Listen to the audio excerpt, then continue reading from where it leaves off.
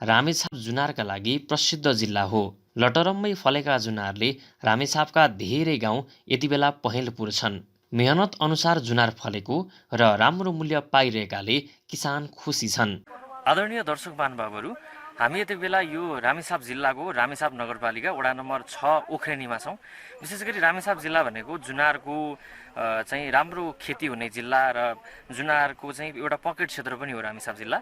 हामी यहाँ आज यो ओख्रेनीमा आइराख्दाखेरि यहाँ पहेँलपुर भएर जुनार पाकेका छन् यहाँका बगैँचाहरूमा। हामीले यहाँका किसानहरूलाई पनि भेटेका छौँ। यहाँको जुनार उत्पादनको अवस्था, बजारीकरण के कस्तो छ र किसानहरूलाई चाहिँ स्थानीय सरकार लगायत अहिले यो प्रधानमन्त्री कृषि आधुनिकीकरण यो परियोजना छ, विशेष गरी परियोजनाले पनि के कस्तो सहयोगहरू पुर्याइरहेको छ भनेर हामी आज उहाँहरूसँग कुराकानी गर्दैछौँ। जुनार कृषक शेरबहादुर तामाङ। विगत मैले 3.5 लाखको बेचेको थियो। यो वर्ष चाहिँ 3,75,000 मैले एकमुष्टा व्यापारीले दिइसकेको छु र 25,000को चाहिँ व्यापारीले दिनुभन्दा अगाडि नै यो अगौटे जातको सुन्तला मैले बिक्री गरियो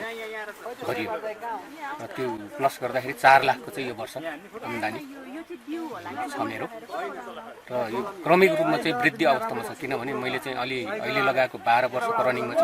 यो बोर्डहरू चाहिँ वर्षै पछि चाहिँ फल चाहिँ वृद्धि हुँदैछ। यो चाहिँ 22 हुँदैछ। 12 वर्षमै 22 नहुनेर चाहिँ यो चाहिँ अब 50-60 वर्षसम्म उत्पादन दिने हुनाले 20-25 वर्षमा चाहिँ अब एकदम बढी फल दिने उत्पादन दिने चाहिँ बोर्डहरू हुन्छ।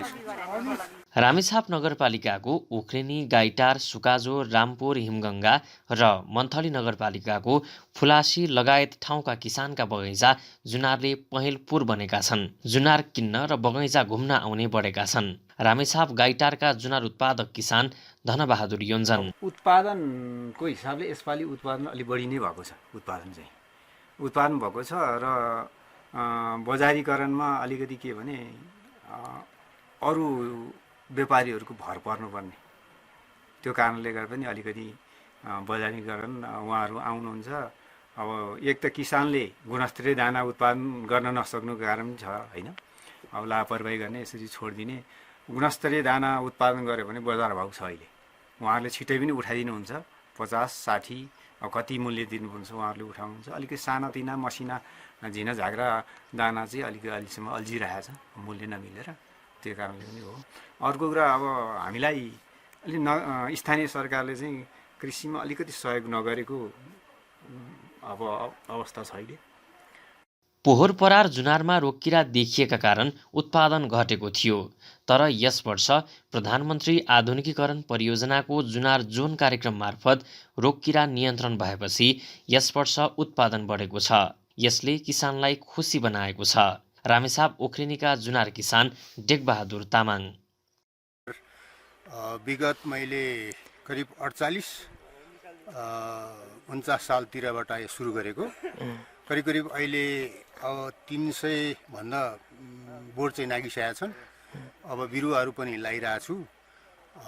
यो हाम्रो कृषि अनुदानबाट नि धेरै कुराहरू चाहिँ आइरहेछ यहाँनिर, जुन बेडले गर्दाखेरि विगतको वर्षहरूमा धेरै यो जुनारहरू झरेको थियो।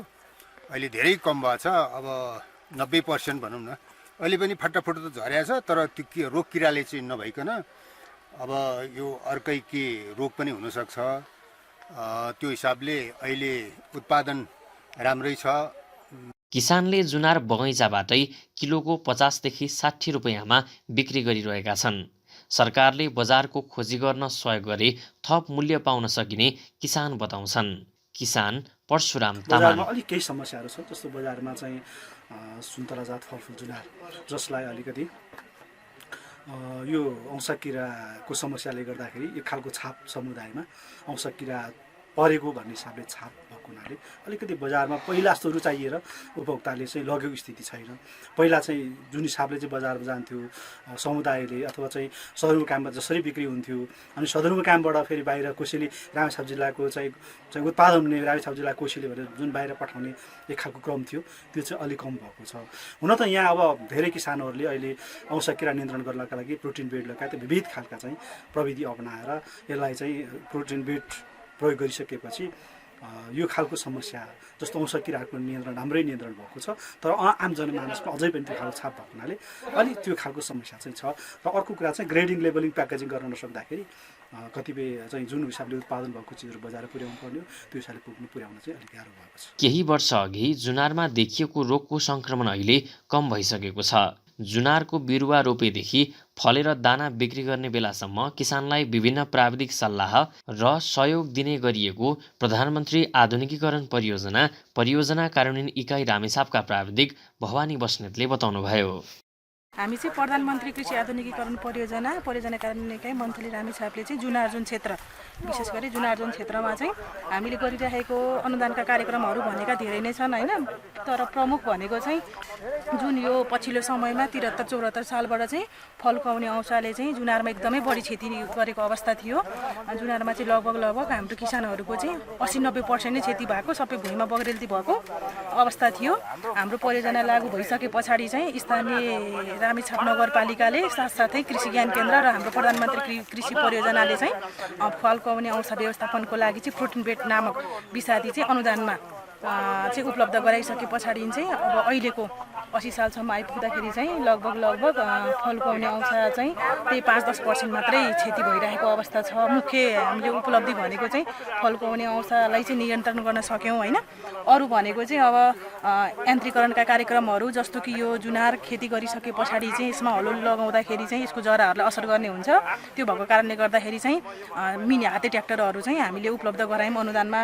त्यस्तै गरी सिँचाइका कार्यक्रमहरू हाम्रो यो जुनार बगैँचा अथवा जुनसुकै खेती गरिसके पछाडि चाहिँ सिँचाइको एकदमै महत्त्वपूर्ण भूमिका हुन्छ। त्यो भएको कारणले गर्दाखेरि पक्की पोखरीहरू त्यस पछाडि सबै एकैचोटि सबै बगैँचामा सबैका बोटहरूमा एक प्रकारको सिँचाइ होस् भनेर थोपा सिँचाइ प्रणालीको जडान, त्यस्तै गरी यान्त्रिकरण भयो। अनि नयाँ बगैँचा नमुना खालको बगैँचा स्थापना, त्यस्तै गरी रोग किरा व्यवस्थापनको लागि भनेको चाहिँ बगैँचा व्यवस्थापनको लागि अरू जस्तो कि जरा कुहिने, फेद कुहिने अरू समस्या हुन्छ।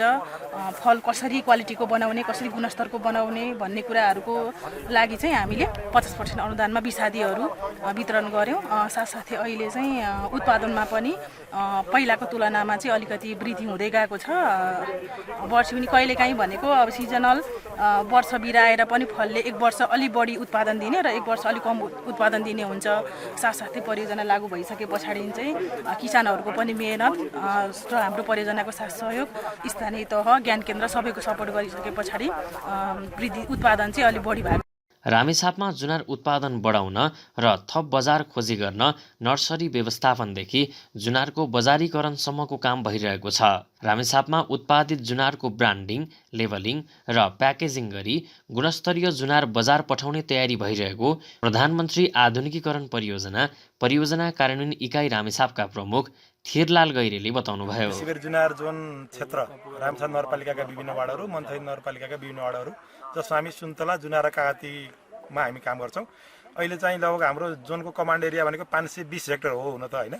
520 हेक्टर सबैमा चाहिँ पुरै ढकमक्क हुनसक्छ, केही ग्याप पनि हुनसक्छ।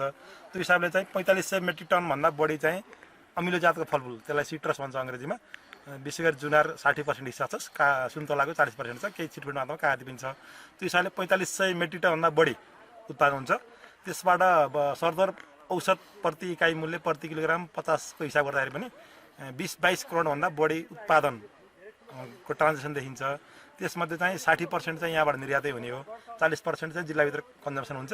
जिल्लाभित्रै कन्जम्सन अथवा जिल्लाभित्रै कृषकहरूले आफ्नो नातापातालाई दिने, काठमाडौँ पठाउने हुन्छ भने 60% विशुद्ध व्यापारीको हातमा पुग्छ। व्यापारीहरूले चाहिँ घरमै आएर बोटमै आएर क्वालिटीको छ भने 50-60 रुपियाँ होलसेलमा, अब छिटफुट खालको छ, कमसल खालको छ, बी ग्रेड सी ग्रेड छ भने 40 रुपियाँसम्म पनि उहाँले तिर्न तयार हुनुभएको छ। विशेष गरी चाहिँ सरकारी कर्मचारीहरू, आर्मी पुलिसबाट पनि सिधै आएर बगैँचामै यो एक मुष्ट रेट कायम गरेर बगैँचा नै किनिदिने चलन पनि बढ्दै गएको छ। यद्यपि हामीले चाहिँ जोखेर बेच्ने सिस्टम चाहिँ लागू गर्नुपर्छ भनेका छौँ। र परियोजना कार्यान्वयन इकाइबाट विशेष गरी जुनारको क्षेत्रफल बढाउने कार्यक्रम हो।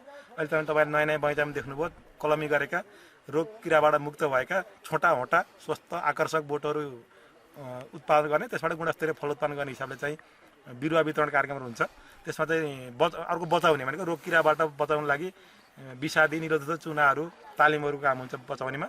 अर्को बजारीकरणमा पनि अब क्वालिटी उत्पादन कसरी गर्न सकिन्छ, विशेष गरी चाहिँ भण्डारणमा चिस्यान प्रविधिहरू भित्र्याउने, त्यसरी प्याकेजिङ लेभलिङ गर्ने कुराहरू गर्ने प्रचार प्रसार तपाईँ जस्तो पत्रकार माध्यमबाट राष्ट्रिय अन्तर्राष्ट्रिय च्यानलमा पनि पुर्याइने यहाँको क्वालिटीको सुन्तला छ, जुनार छ, स्वस्थ छ, मिठो छ, रसिलो छ, आकर्षक छ भन्ने कुरा छ। त्यो हिसाबले चाहिँ यान्त्रिकरणमा खन्जत गर्न लागि जुनारमा पनि केही खन्जत गर्नुपर्ने हुन्छ, यो चोटपटक नलाने गरी जरालाई। त्यसमा पनि यान्त्रिकरणका सिकेचर, त्यसै गरी अरू यो तराजु, मिनी टिलरहरू यस्ता पनि वितरण भइरहेको हुन्छ अनुदानमा। र पछिल्लोपल्ट अब हामी चाहिँ यो बेला मुख्य चुनौती चाहिँ भण्डारण।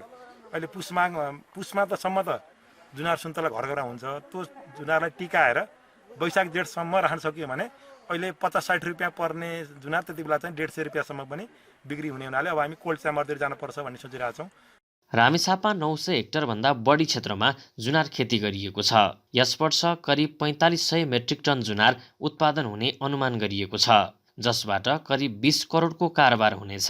रसिलो र स्वादिलो जुनारले रामेछापलाई चिनाएको मात्र छैन, आर्थिक रूपमा पनि समृद्ध बनाउन सघाइरहेको छ।